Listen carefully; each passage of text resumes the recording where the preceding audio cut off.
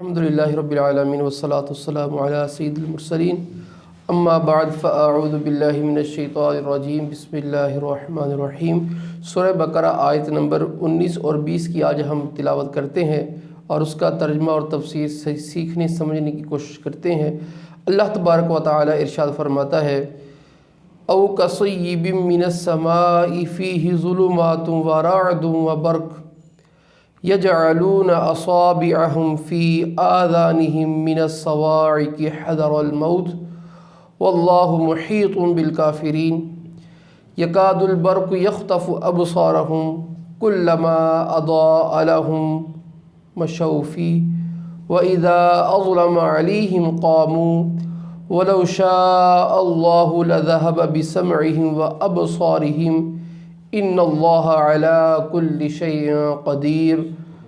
آمنت باللہ صدق اللہ العظیم وصدق رسولہ النبی الامین الکریم وعلی آلہ وصحبہ اجمعین۔ فرمایا یا جیسے آسمان سے اترتا پانی کہ اس میں اندھیریاں ہیں اور گرج اور چمک اپنے کانوں میں انگلیاں ٹھونس رہے ہیں کڑک کے سبب موت کے ڈر سے، اور اللہ کافروں کو گھیرے ہوئے ہے۔ بجلی یوں معلوم ہوتی ہے کہ ان کی نگاہیں اچک لے جائے گی۔ جب کچھ چمک ہوئی اس میں چلنے لگے، جب اندھیرا ہوا کھڑے رہ گئے، اور اللہ چاہتا تو ان کے کان اور آنکھیں لے جاتا۔ اللہ تعالیٰ سب کچھ کر سکتا ہے۔ اب پچھلی آیت کے اندر کفار کی مثال بیان کی تھی، اس مثال کے اندر منافقین کی مثال بیان کی ہے۔ وہ مثال یوں بیان فرمائی ہے کہ جن لوگوں نے ہدایت کے بدلے میں گمراہی کو خریدا ہے، ان کا حال یہ ہے، ان کی مثال ہے جیسے آسمان سے اترتا پانی، بارش کی مثال ہے۔ اس بارش کے اندر فیہ ظلمات، اندھیریاں بھی ہیں، ورعد وبرق، گرج اور چمک بھی ہوتی ہے۔ اب منافقین کا حال یہ ہے، مثال دیکھیں، یجعلون اصابعهم فی آذانهم من الصواعق حذر الموت، کہ وہ اپنے کانوں میں انگلیاں ڈال لیتے ہیں، کیوں؟ اس کڑک کے سبب اور موت کے ڈر سے۔ اور اللہ تعالیٰ کافروں کو گھیرے ہوئے ہے۔ اب اگلی حالت یہ بیان کی کہ یکاد البرق یخطف ابصارهم، جب کبھی بجلی کے بارے میں کہ بجلی تو یوں محسوس ہوتی ہے کہ جیسے ان کی نگاہیں ہی اچک لے گی، ان کی روشنی ہی لے جائے گی آنکھوں کی۔ کلما اضاء لهم مشوا فیہ، اور جب کوئی روشنی آتی ہے اس اندھیرے کے اندر تو چلنا شروع کر دیتے ہیں۔ وَإِذَا أَظْلَمَ عَلَيْهِمْ، اور جب ان پر اندھیرا چھا جاتا ہے تو کھڑے ہو جاتے ہیں۔ اب یہ ہے منافقین کی مثال کہ بارش سے مثال دی۔ بارش گویا ایک، آپ یوں سمجھ لیں، اسلام ہے، اسلام کی بارش ہے، وہ نعمت ہے۔ اب اس نعمت کے ساتھ، اس آسانی کے ساتھ کچھ تکالیف بھی ہیں، مصائب بھی ہیں۔ تو اب وہ تکلیفیں، وہ مصائب، وہ اس کو تشبیہ دی بجلی کی کڑک کے ساتھ، بجلی کی وہ گرج کے ساتھ۔ اب ہوتا یہ ہے، اور اسی طرح یہ مثال ہے اسلام کے وہ احکامات کہ جن پر عمل کرنا بظاہر مشکل ہوتا ہے، اور یہ منافقین کے حق میں ہے کہ منافق پھر یہ اس کے جواب میں کیا کرتے ہیں کہ وہ اپنے کانوں میں انگلیاں ڈال لیتے ہیں، کیوں؟ گرج کی وجہ سے اور موت کے ڈر سے، کہ ہم اگر انگلیاں نہ ڈالی تو ہم کیا ہو جائیں گے، مر جائیں گے اس میں۔ تو کہتے ہیں اتنی آواز کانوں میں ہے کہ تو بندہ مر جائے گا۔ اب یہ بھی کیا کرتے ہیں منافقین کہ اسلام کی بارش ہے رحمت والی، ٹھیک ہے، اب اس میں تکلیفیں بھی ہیں ساتھ۔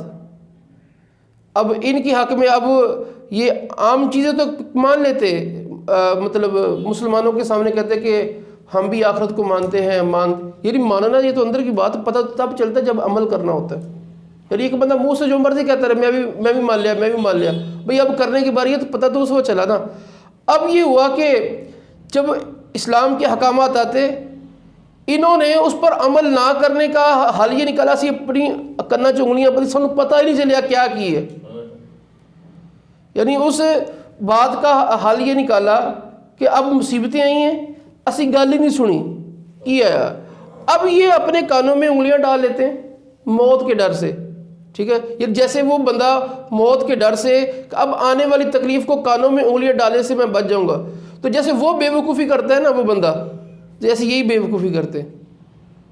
یعنی جیسے مثال ہے نا کہ جو کبوتر ہوتا ہے بلی کو دیکھ کے آنکھیں بند کر لیتا ہے. اب آنکھیں بند کرنے سے تو بلی تھوڑی چھوڑ دے گی, وہ اپنے آپ کو دھوکہ دیتا ہے کہ ہن میں بچ گیا. اب یہی حال منافقین کی ہے کہ اسی کرنا چنگلیاں پاتی ہن ساڈے تے گل ہی نہیں ہونی. ٹھیک ہے, بس ٹھیک گل مک گئی. یہ ان کی بے وقوفی کی اور ان کی عقلی حالت کی مثال اللہ تعالیٰ نے یہ بیان کی ہے. اور پھر ان کی حالت کیا ہے, اس کے اندر جب بجلی کڑکتی ہے یا روشنی ہوتی ہے, اس روشنی سے یہ منظر صاف ہو جاتا ہے, تو یہ کیا کرتے ہیں مشعوفی اس میں چلنا شروع کر دیتے ہیں. جب اندھیرا آتا ہے تو جہاں تھے وہاں کھڑے ہو جاتے ہیں. یہ ہے منافقین کی. منافقین کیا کرتے, اسلام کے اوپر جب اچھا وقت آتا, جب مسلمان مال غنیمت لے کے آتے, خوشحالی آتی, تو یہ مسلمانوں کے ساتھ چلنا شروع ہو جاتے, اسلام کی باتوں پر عمل بھی شروع کر دیتے. جیسے مشکل وقت آیا بات چھوڑ گئے.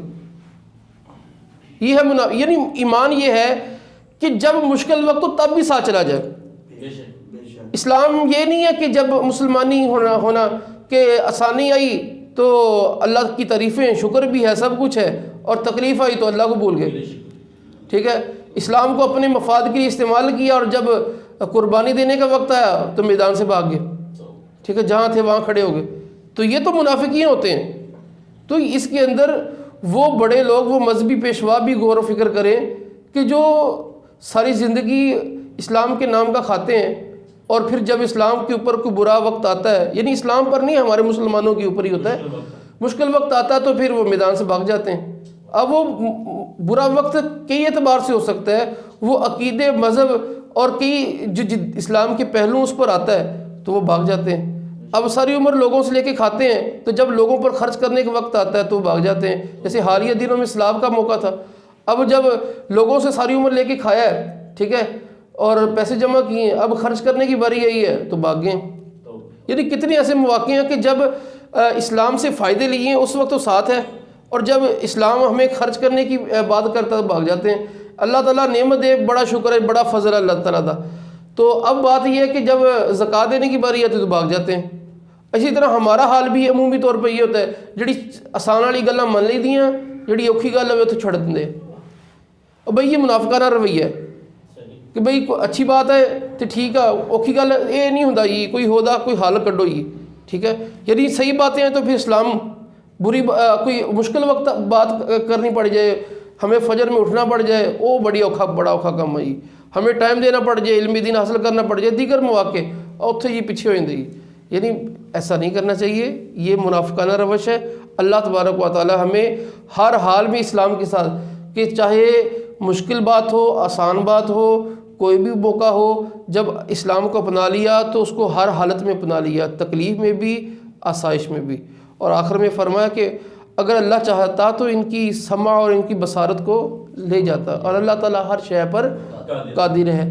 شے پہ قادر, اس کی ہم نے تفصیلی طور پر جو وضاحت ہے ہم نے اپنے عقائد و مسائل کورس کے اندر پچھلے دنوں کر دی ہے, تو وہاں جا کر جو اس کا دوسرا لیکچر ہے اس میں یہ دیکھی جا سکتی ہے کہ قدرت کا کیا مطلب ہوتا ہے, اللہ تعالیٰ کس چیز پر قادر ہے, اور اللہ تعالیٰ کی قدرت کا حقیقی مفہوم کیا ہے.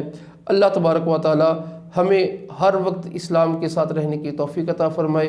آمین بجاہ نبی الامین صلی اللہ علیہ وآلہ وسلم.